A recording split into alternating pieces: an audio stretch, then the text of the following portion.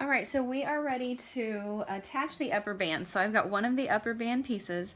You will fold it in half lengthwise with the wrong sides together, right sides out, and just press it. Okay.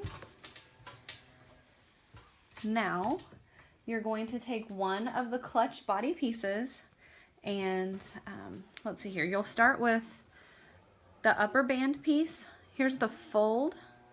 The fold is going to lay down, and then you're going to have the right side of the clutch, and that pleated area is going to lay right across here on the folded edge, and then it'll just kind of pin in straight across right there.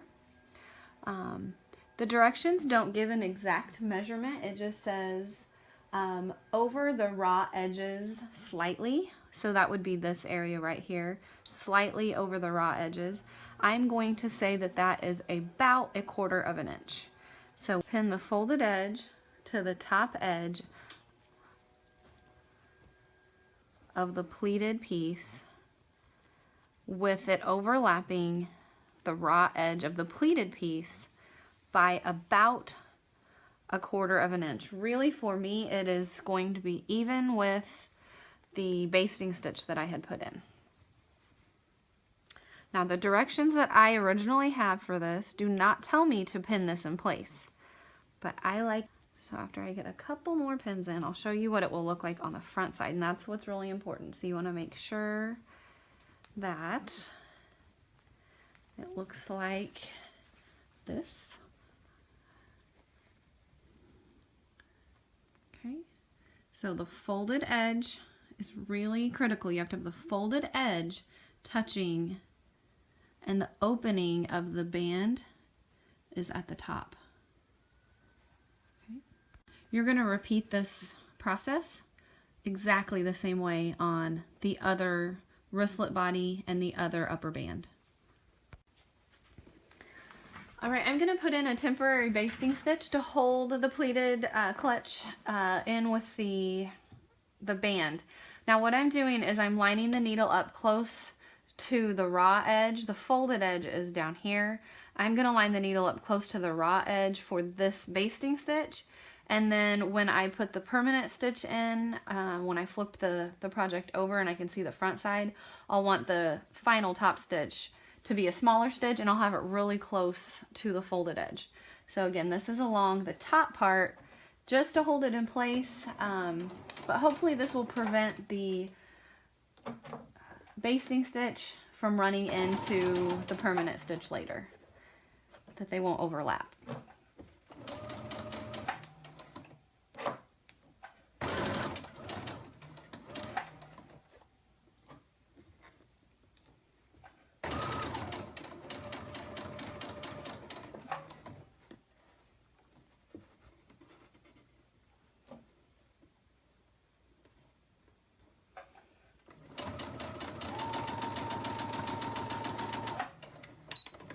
All right, so I finished with that basting stitch. Now I'm going to flip it over, and I'm going to decrease back to a standard 2.5 stitch length. And now I'm going to do a close top stitch. I'm going to try to do even less than 1/8 inch from the edge, just really, really close, right along the folded edge of the band.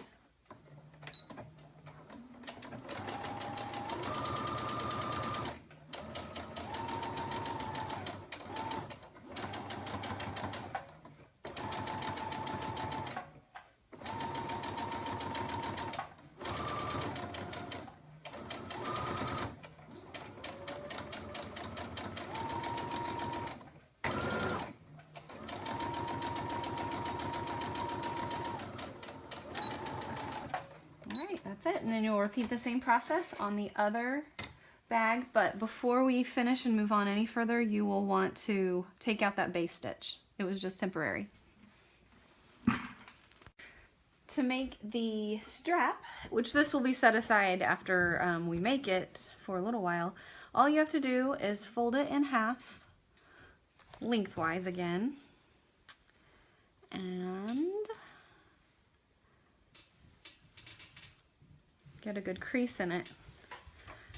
Then you open it back up and you take the raw edge to the crease, press it,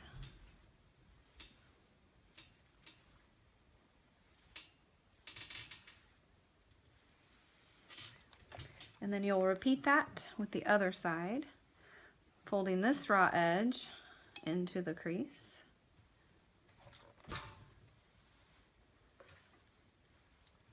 So now you have a crease on the right, a crease on the left, and your original crease in the middle with the two raw edges of the long side folded into the middle. So now I'm going to fold it in half once again, and it gives you that perfect strap that does not have any raw edges showing except for on the two ends. Those you don't need to worry about. So now we will do a top stitch. That is 1/8 of an inch or less. You'll start by doing that along the open side, and that'll secure that. And then just to make it more symmetrical and uniform, you'll do the top stitch along this edge also.